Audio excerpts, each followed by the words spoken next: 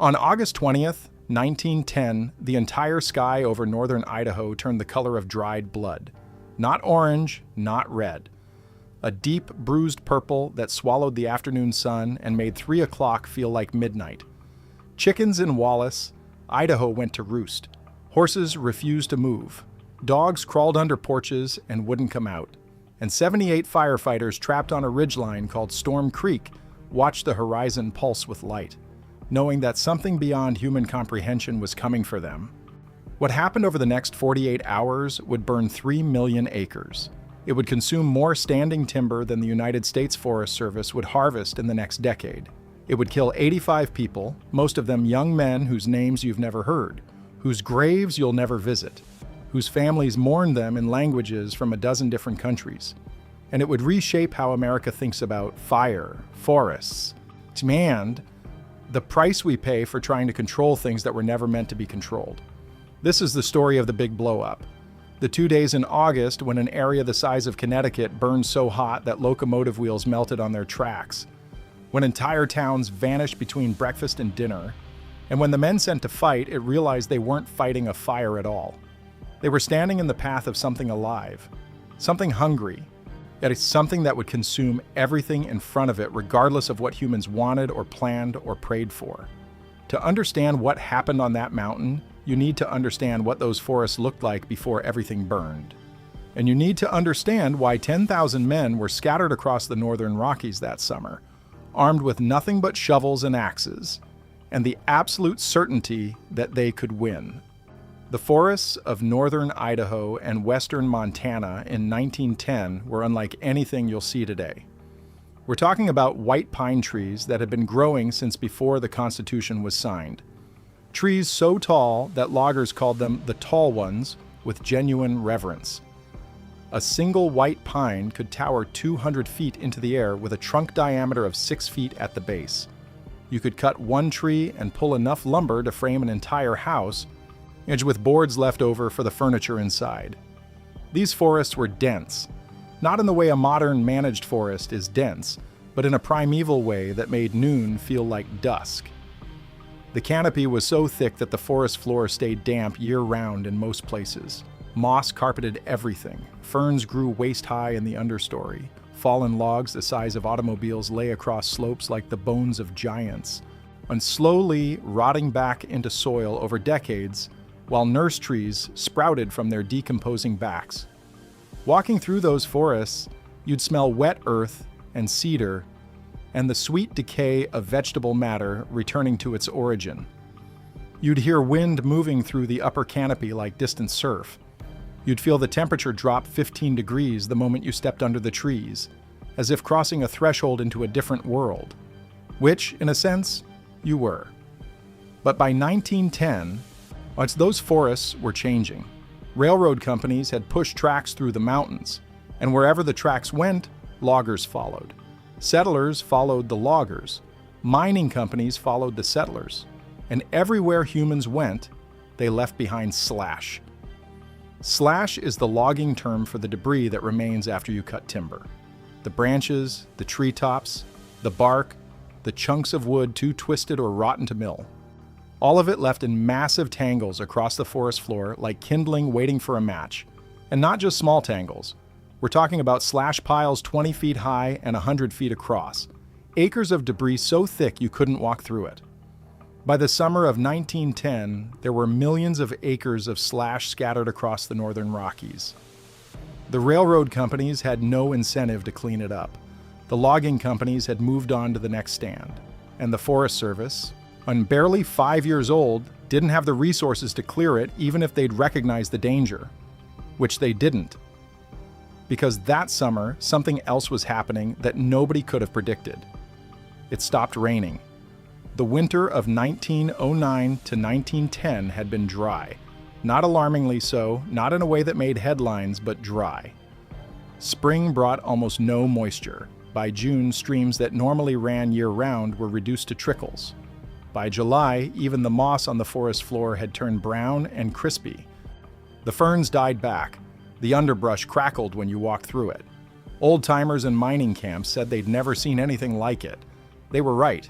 Meteorological records suggest it was the driest summer the region had experienced in centuries, possibly the driest since Europeans had been keeping records. And then the fires started. Not one fire, not 10. By early August 1910, there were over 1,700 individual fires burning across Idaho, Montana, and Washington. Some had been sparked by lightning, which struck dry forests like matches striking a box.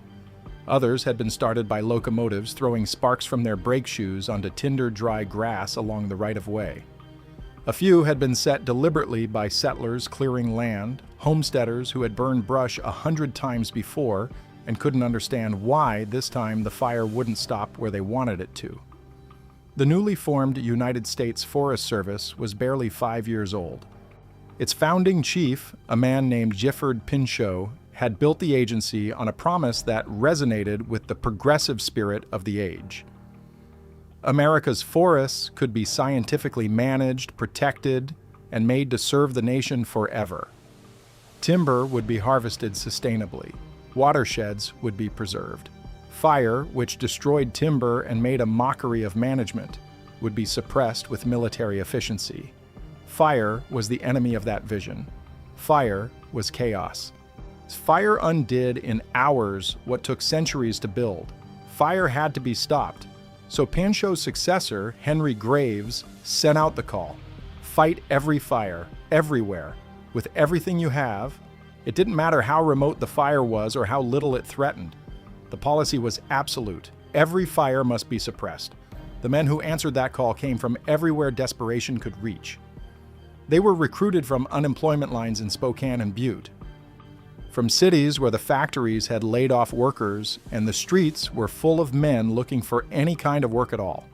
They came from saloons and flop houses, from mining camps where the silver had played out and the copper wasn't worth digging anymore, from farms where the crops had failed and the banks were circling, from immigrant neighborhoods where men who had crossed oceans to find opportunity found only hard labor and harder luck. The Forest Service offered them 25 cents an hour, which was decent money in 1910, plus food and transportation to the fire lines. Nobody asked about experience. Nobody asked if you knew the first thing about fighting fires. If you could hold a shovel and follow orders, you were hired. Most of them had never fought a fire in their lives. They showed up in street shoes and city clothes. Some brought suitcases, expecting to stay in hotels.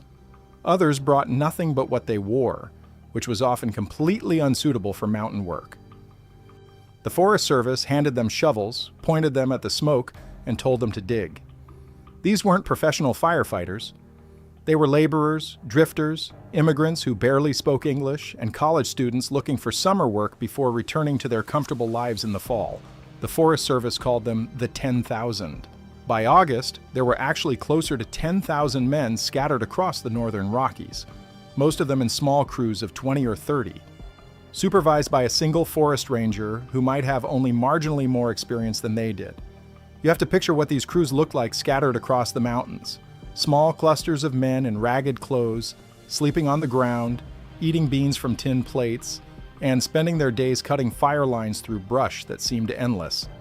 They were miles from the nearest town. There was no communication except by messenger on foot or horseback. And the men didn't know what was happening on other parts of the fire, didn't know if they were winning or losing, didn't know much of anything except that the smoke never seemed to get thinner and the fire never seemed to go out. The Rangers themselves were a new breed. Many were young, educated men who had read Pinchot's writings and believed they were part of something important, something that would preserve America's wild places for future generations. They were idealists in the best sense. They thought science and dedication could overcome any obstacle. They took their jobs seriously, perhaps too seriously. One of those rangers was a 29-year-old named Edward Pulaski. He'd been working for the Forest Service since 1908, and he knew the mountains around Wallace, Idaho better than almost anyone alive. He'd been a miner before becoming a ranger, which meant he knew how to read rock formations, find water in unlikely places, and navigate underground in complete darkness. That knowledge would save lives. But on August 20th, even Pulaski had no idea what was coming. The morning of August 20th, 1910 started hot and still. By noon, the temperature in Wallace had climbed past 100 degrees. The air felt wrong, heavy, like the atmosphere itself was waiting for something. Men on the fire lines reported that the smoke had taken on a strange quality, not drifting in any particular direction, but seeming to press down on them from above. What the atmosphere was waiting for was a weather phenomenon that wouldn't be properly understood for another 50 years. A cold front was pushing down from Canada. As it collided with the hot, dry air mass over the northern Rockies, it created winds that accelerated across the mountains like water through a narrowing canyon. The phenomenon is called a foehn wind in some parts of the world. In the northern Rockies, they had no name for it.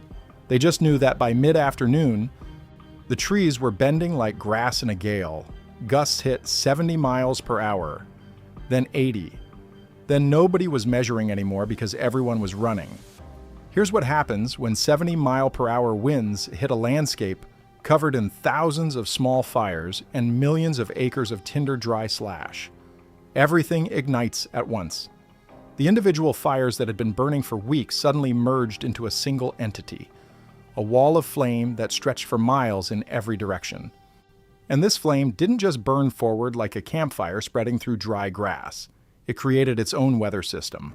The heat was so intense that it generated updrafts like a nuclear detonation, powerful enough to lift burning logs hundreds of feet into the air and hurl them miles ahead of the main fire front. These airborne firebrands, some of them still flaming, landed on dry forest and started new fires instantly. The fire was replicating itself, jumping across canyons, leaping rivers that should have been natural fire breaks, moving faster than a man could run, moving, some survivors said, faster than a horse could gallop. Witnesses described the sound before they described anything else. It was a roar, not like a freight train, which is what we usually compare fires to now. They said it sounded like 1,000 freight trains, all arriving at once from every direction. The ground shook. The air pressure fluctuated so wildly that men's ears bled. And the heat. Survivors said they could feel the heat on their faces from a mile away, like standing too close to a blast furnace. The fire was creating its own atmosphere. Inside the fire zone, the air was so oxygen depleted that flames burned strange colors, blue and green and purple. The smoke column rose so high that it created its own lightning, which struck the surrounding forest and started still more fires. The fire was feeding itself, growing itself, and spreading itself across the mountains with a kind of terrible efficiency that seemed almost intentional. In the town of Grand Forks, Idaho, residents had maybe 15 minutes of warning. 1 minute, the sky was dark with smoke. The next, a wall of flame appeared on the ridge above town, moving down the slope faster than anyone could believe. 15 minutes later, Grand Forks didn't exist anymore. Every building gone, every tree gone. The ground itself was sterilized so completely that it would be years before anything grew there again. Wallace, Idaho, was larger. Nearly 3,000 people lived there in 1910, making it one of the largest settlements in the northern mountains. When the fire crowned the ridge above town around 8 p.m., Mayor Walter Hansen made a decision that saved most of their lives. He ordered everyone onto the trains. The railroad had kept engines fired and ready throughout the day, the crew's understanding that evacuation might be necessary. Over the next few hours, they ran multiple trains west toward Spokane, carrying women and children and whoever else could crowd aboard. The trains ran through tunnels that were already filling with smoke, the passengers covering their faces with wet cloths and praying the rails held. Not everyone got out. Some refused to leave, either because they couldn't believe their town would actually burn or because they were determined to protect their property. Others couldn't reach the trains in time. About a third of Wallace burned that night. The business district. Hundreds of homes, churches, schools, saloons. People who couldn't reach the trains or refused to leave huddled in root cellars and mine tunnels, breathing through wet rags while their homes turned to ash above them. One man sealed himself in a bank vault and survived the night. Another family sheltered in a brick-lined tunnel that had been dug for a mining tramway. A group of about 30 people found refuge in a culvert under the railroad tracks, lying in several inches of water, while fire passed over them on both sides. But Wallace's suffering was nothing compared to what was happening in the forest above town. That's where the firefighting crews were trapped. That's where the dying happened. Edward Pulaski had 45 men under his command on August 20th. Most of them were inexperienced laborers who had been on the fire line for less than a week. They were Greeks and Italians and Poles who had come to America looking for a better life and found themselves instead on a burning mountainside with a ranger they barely knew. When the wind hit and the fire blew up, Pulaski faced an impossible decision. His crew was 5 miles from Wallace, surrounded by burning forest. With night falling and no clear escape route, the fire was between them and town. The fire was between them and everything. Pulaski knew these mountains. He'd worked them for years as a miner and a ranger, and he remembered an old mine tunnel about a mile away, a prospect hole that some hopeful miner had dug decades ago, looking for silver or gold and abandoned when he found nothing but rock. It wasn't much, maybe 100 feet deep, barely tall enough for a man to stand. So that the timbers at the entrance were old and dry, but it was the only shelter within reach. He gathered his men and started running. The journey to that mine tunnel took less than an hour, but survivors described it as the longest hour of their lives. They could see the fire coming. They could feel it on their backs, a heat like standing too close to a furnace door. The smoke was so thick that men had to hold onto each other's belts to avoid getting separated. They couldn't see more than a few feet in any direction. They could only hear Pulaski's voice ahead of them, calling them forward, telling them to keep moving, don't stop, don't look back. Horses panicked and bolted into the flames. Men stumbled and had to be dragged upright by their companions. At least 2 men simply disappeared during that march, swallowed by smoke and never seen again. Their bodies would be found later, burned beyond recognition, their final moments a mystery. When they reached the mine tunnel, Pulaski counted heads. He had 45 men and 2 horses.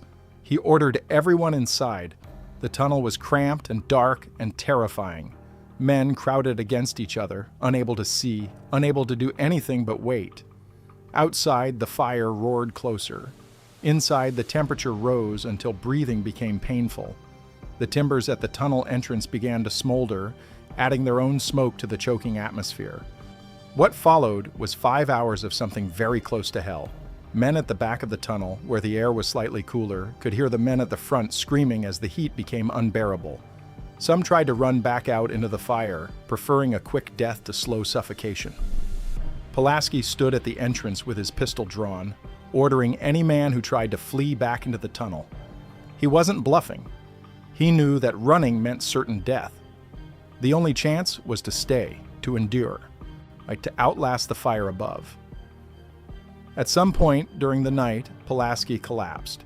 The carbon monoxide in the tunnel had built to toxic levels.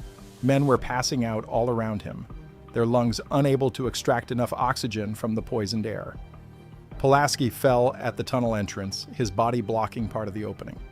When he regained consciousness, it was still dark, and at first, he couldn't tell if the men around him were alive or dead. The silence was absolute. The roar of the fire had faded. Outside, he could see a faint gray light that might have been dawn or might have been the last glow of embers. Then someone groaned. Then someone else asked in a voice barely above a whisper, "Is it over?" Pulaski did a count in the gray light of dawn filtering through the tunnel entrance.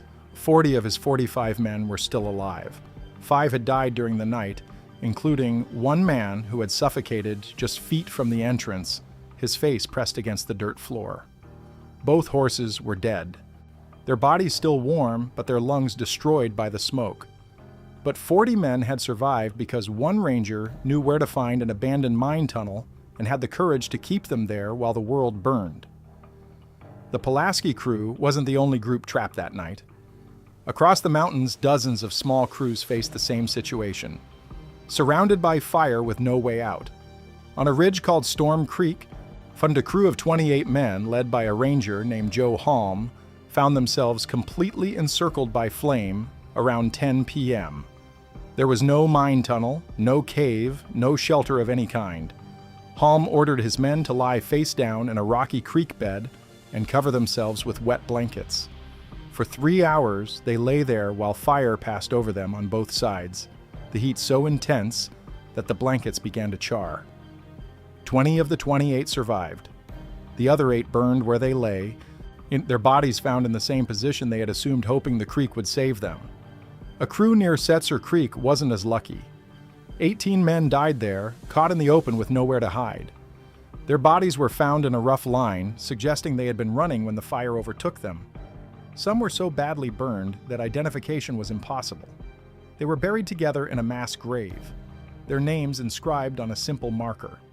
Another crew, fighting fire near Big Creek, tried to make a stand in a meadow they thought was wide enough to serve as a natural fire break.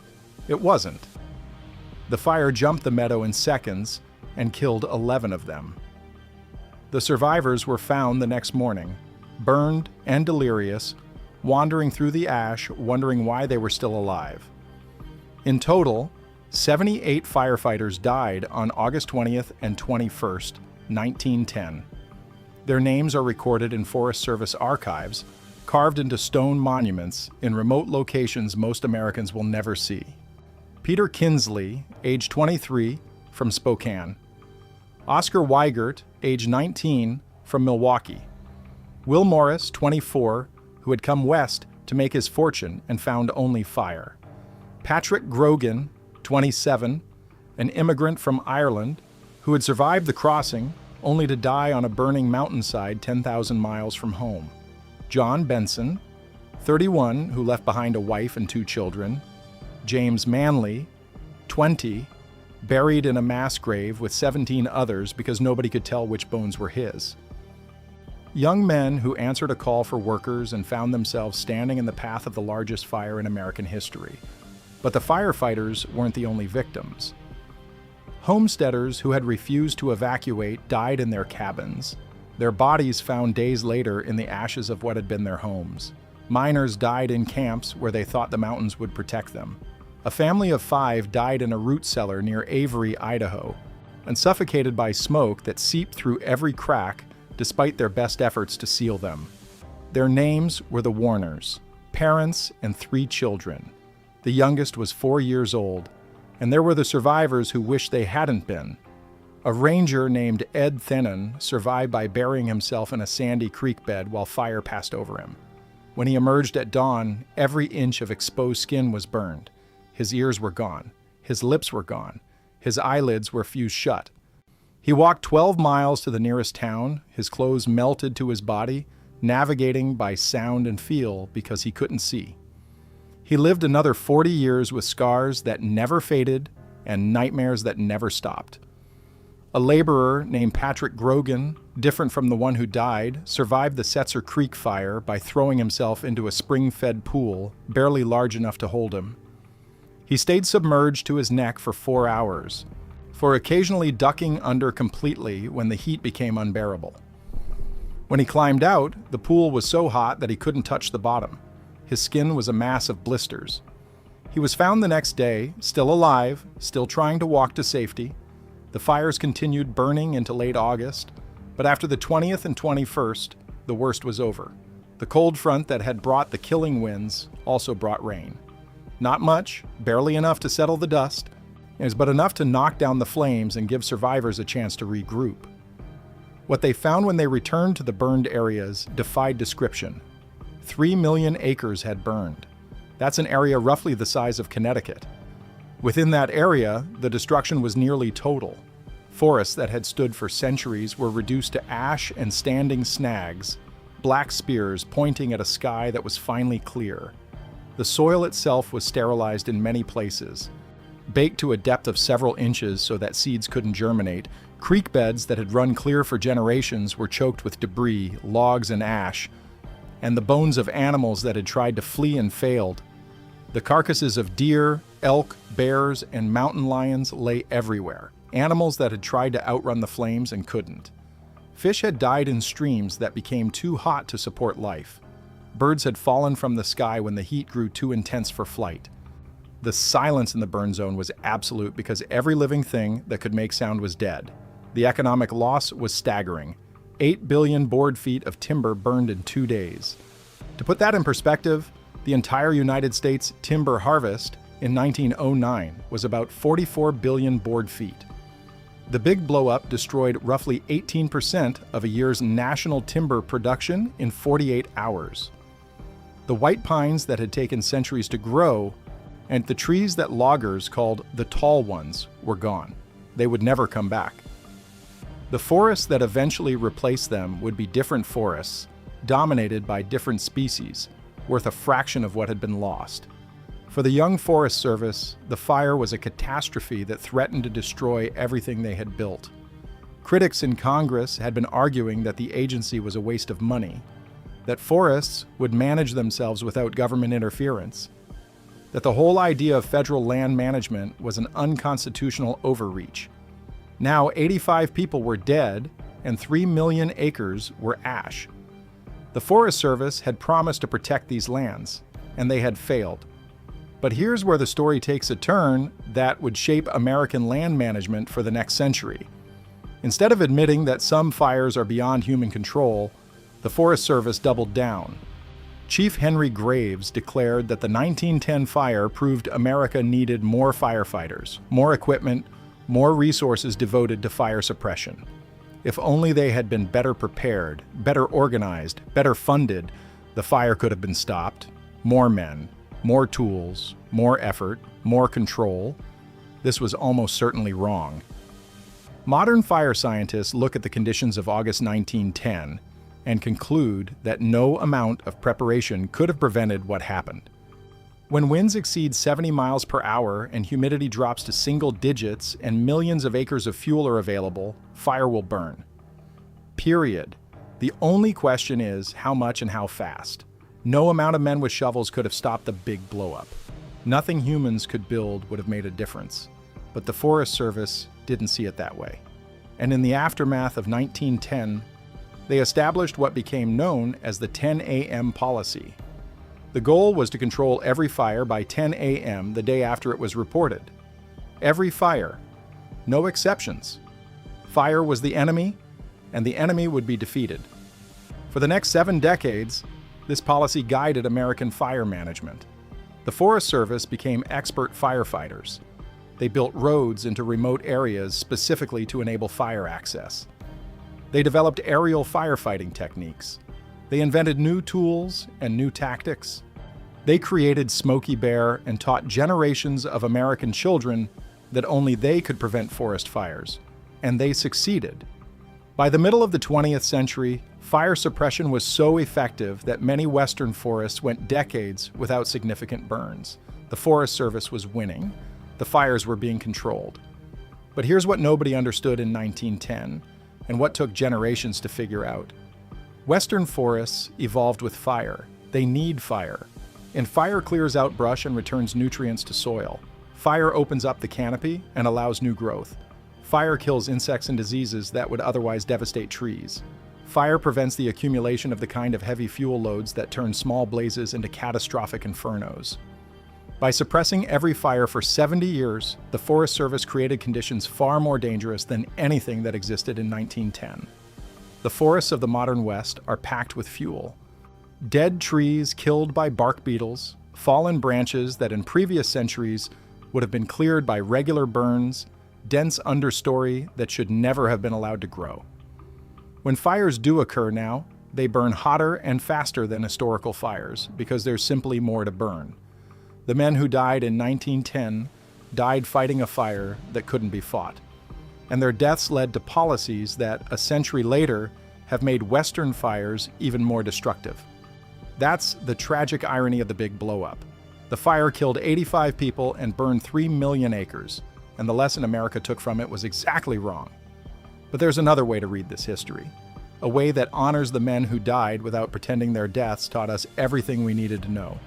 Consider Edward Pulaski. He saved 40 lives that night by knowing where to find an abandoned mine tunnel and having the courage to keep men there while fire burned over them.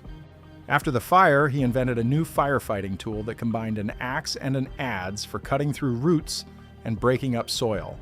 He called it the Pulaski, and it's still standard equipment for wildland firefighters more than a century later.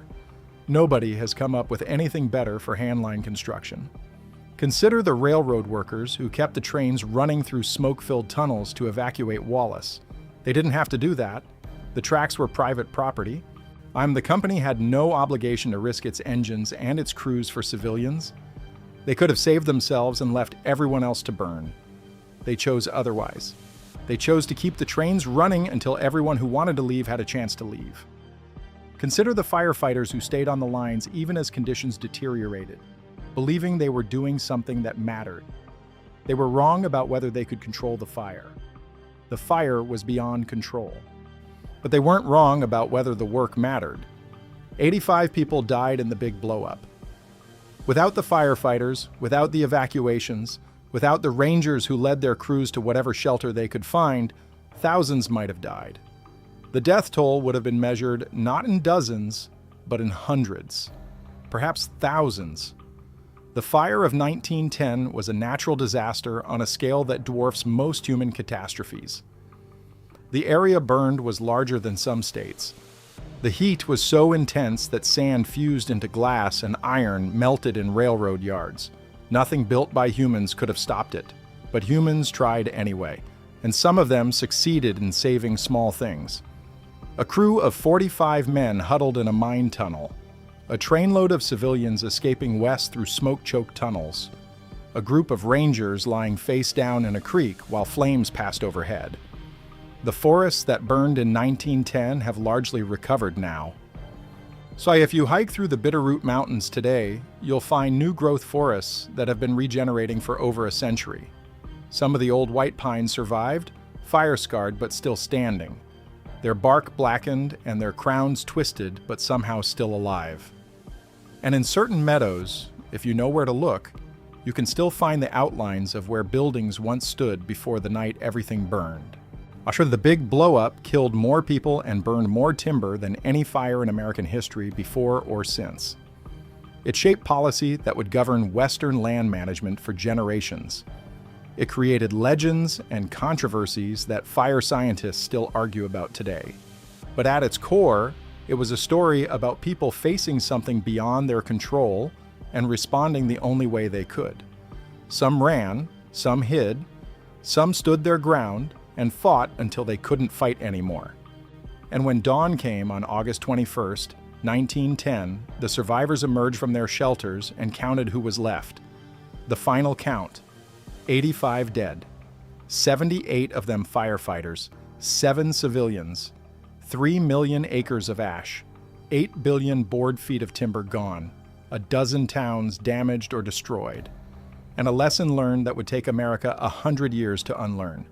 Fire doesn't negotiate. Fire doesn't care about policy or planning or the best intentions of young men with shovels. Fire burns what can burn, and when conditions are right, nothing human can stop it. The men who died in 1910 couldn't have known they were standing in the path of something unstoppable. They thought they were doing a job. They thought if they worked hard enough and dug fast enough and followed orders, they could win. They were wrong about that, but they weren't wrong about everything.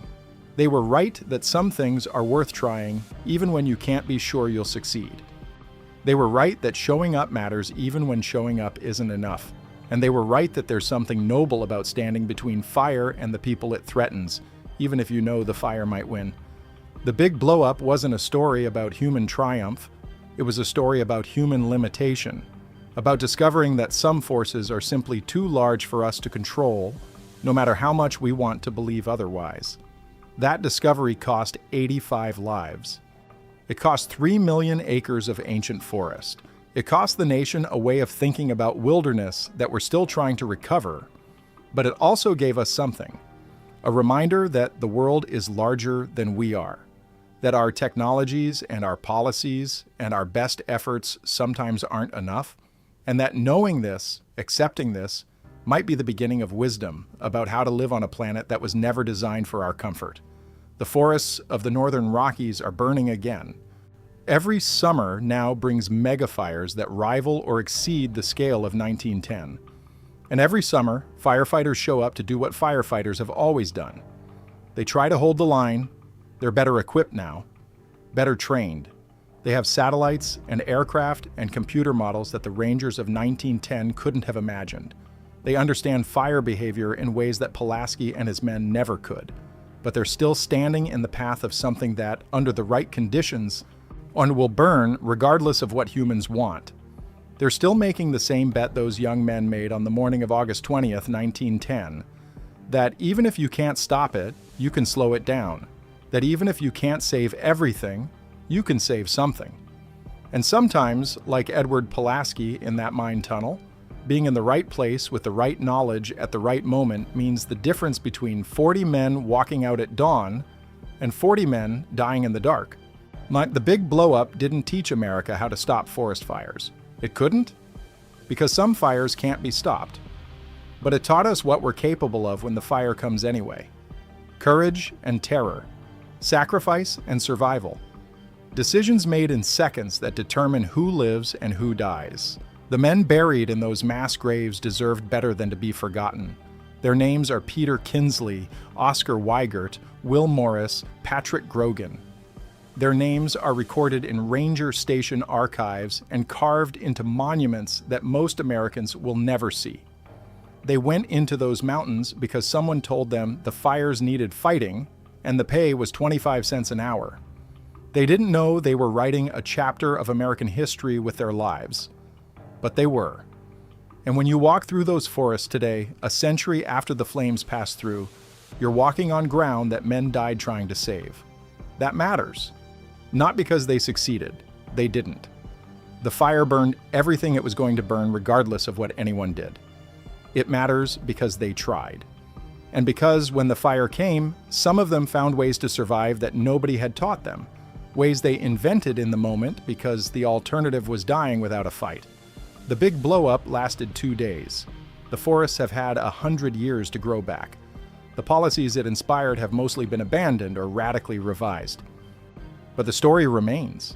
The story of what happens when humans face something truly beyond their control, and how some of them find ways to survive anyway. That's worth remembering. Not because it's triumphant. It isn't. 85 people died horrible deaths, and nothing that came after changed that. But because in those deaths, and in those survivals, we can see something true about what we are, about our limits and our courage. We're about what we're willing to do when the fire comes and there's nowhere left to run. The big blow-up burned hotter than a steel mill. It destroyed more timber than a decade of logging. It killed men whose names most Americans have never heard. And it reminded us, in the most brutal way possible, that we don't control as much as we think we do. The forests don't need our permission to burn. They never did. The only question is what we do when they do.